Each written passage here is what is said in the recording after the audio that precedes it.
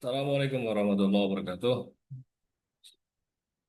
Salam sejahtera bagi kita semuanya. Om Santi Santi Om, Namo Buddhaya, salam kebajikan Rahayu. Kita kali ini akan membahas tentang eh, bagaimana menjadi pendengar yang baik atau pendengar yang efektif. Jadi alasannya kenapa kita menjadi pendengar yang efektif atau pendengar yang baik itu karena sebagian besar komunikasi kita itu terhadap orang lain, ya, terutama dalam prinsip komunikasi antar pribadi ya, itu tergantung dari seberapa besar kita bisa mendengarkan orang lain. Jadi pesan-pesan yang disampaikan oleh orang lain itu bisa kita dengarkan dengan baik ya. Catatan Adler ya. Catatan Adler 53% aktivitas komunikasi didominasi oleh mendengar.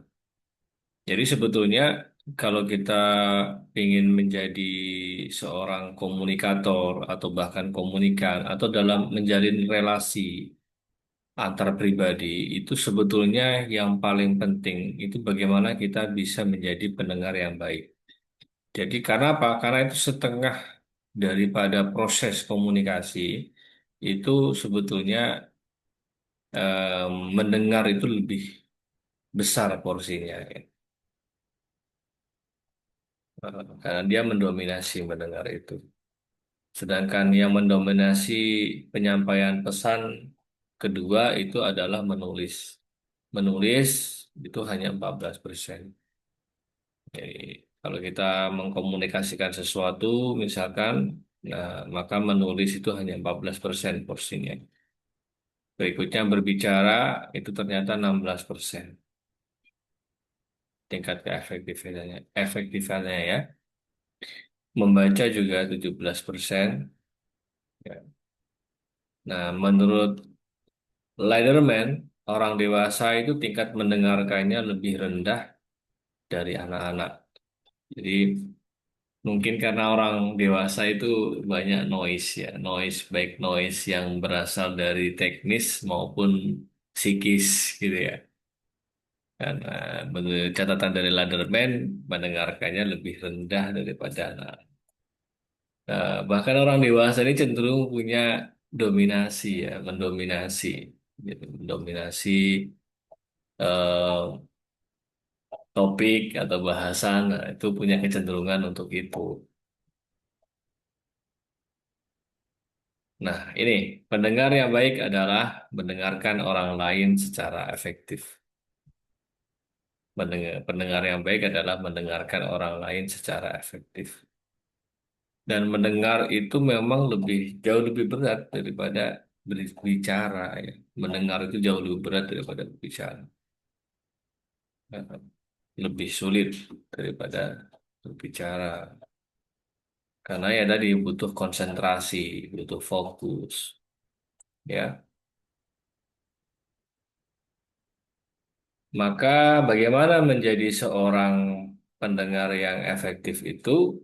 Nah, ini menurut Judy Brownell itu punya model namanya Fourier, Harrier atau Fourier ya.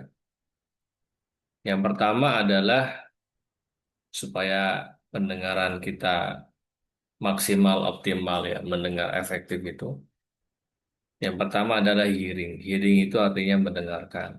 Jadi mendengarkan dengan seksama, ya. Mencoba memberi kesempatan kepada orang lain untuk berbicara terlebih dahulu, menyampaikan pendapat terlebih dahulu. Itu lebih lebih kepada upaya untuk mendengarkan hearing.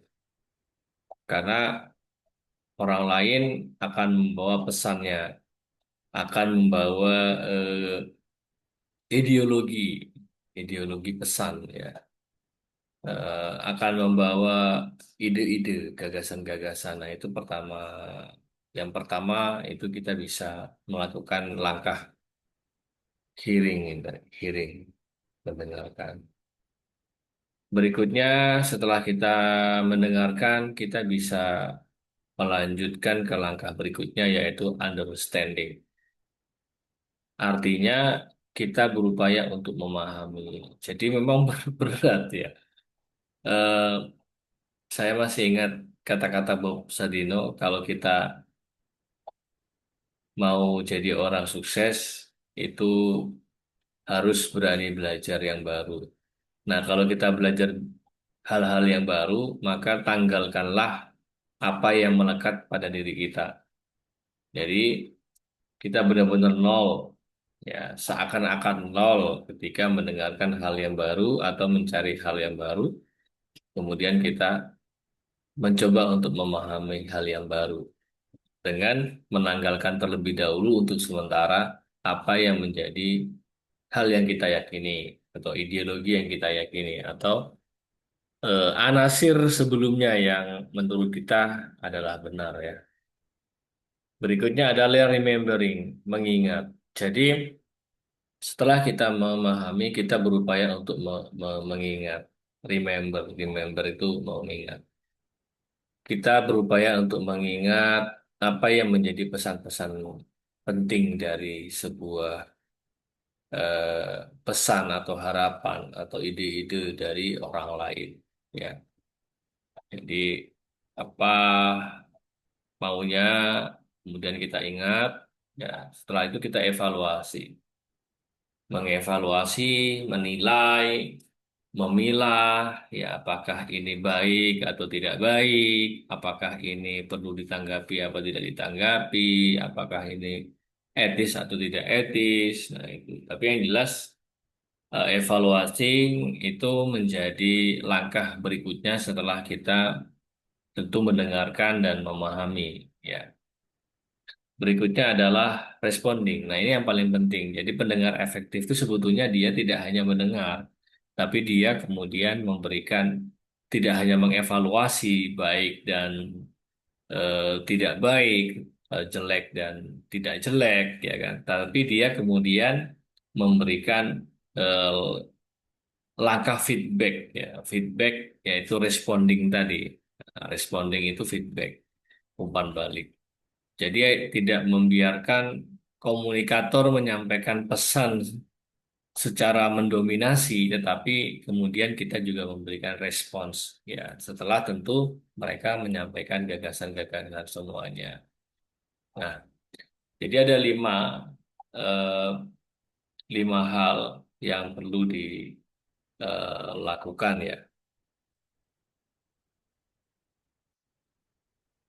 Nah, kemudian sedangkan Harjik membagi beberapa tipe mendengarkan. Ada tipe yang pertama itu namanya discriminative listening, artinya mendengarkan secara acuh ya. Diskriminasi itu ya ya dengerin ya enggak kayak gitu ya. Nah ini enggak bagus ya, kurang bagus. Kemudian ada comprehensive atau comprehension listening, mendengarkan secara keseluruhan. Jadi secara keseluruhan kita dengarkan berbagai macam pendapat-pendapat, gagasan-gagasan, kita dengarkan dengan baik, ya kan, apa maunya. Jangan kemudian kita potong atau kita mencoba untuk mengkat begitu ya. Nah, berikutnya yang terakhir adalah evaluative listening, eh, mengevaluasi ya. Kita mendengar untuk mengevaluasi atau mendengarkan untuk mengevaluasi. Kemudian kita juga tipenya ada yang appreciation listening, yang mendengar dengan apa sebagai bentuk penghormatan. Jadi misalkan oh gitu ya, misalkan oh antusias ya apa namanya ketika ada orang yang bicara, tergantung forumnya ya, ketika misalkan RDP rapat dengar pendapat di Gedung Senayan menjadi seorang anggota dewan. Nah, itu perlu dengan anggukan anggukan apa? Anggukan kepala ya kan, atau ekspresi jempol tangan kita kepada orang yang memberikan pendapat. Nah, itu betul sebagai appreciation listening. Ya, appreciation, penghargaan. Kemudian ada empathic listening. Ini biasanya ketika yang kita ajak bicara atau orang yang menyampaikan gagasannya ketika mereka, memang mereka berada pada sebuah problem, masalah, ya. Masalah baik itu masalah pribadi atau masalah sosial yang besar dan kemudian yang bersangkutan memberikan gagasan atau menyampaikan pesan, maka kita perlu empathic listening, yaitu bagaimana kita mendengarkan dengan secara empatik, misalkan dengan menatap matanya, wajahnya, atau menundukkan kepala ketika emang lagi berduka, atau apa namanya, memberikan respon mimik muka kesedihan, bahkan air mata yang yang jatuh gitu ya. Nah, itu salah satu empathic listening. Jadi bentuk kita berempati, merasakan apa yang dirasakan oleh orang yang memberikan pesan, ya. Dan yang terakhir itu adalah dialogic listening. Ya, ini dialogic listening itu adalah bagaimana kita mendengarkan em, timbal balik, ya, mendengarkan timbal balik, dialogic listening. Jadi eh, ganti-gantian yang dengerin gitu ya. Apa, penuh dengan keakraban, ya, penuh dengan feedback, saling bertautan satu sama lain gitu.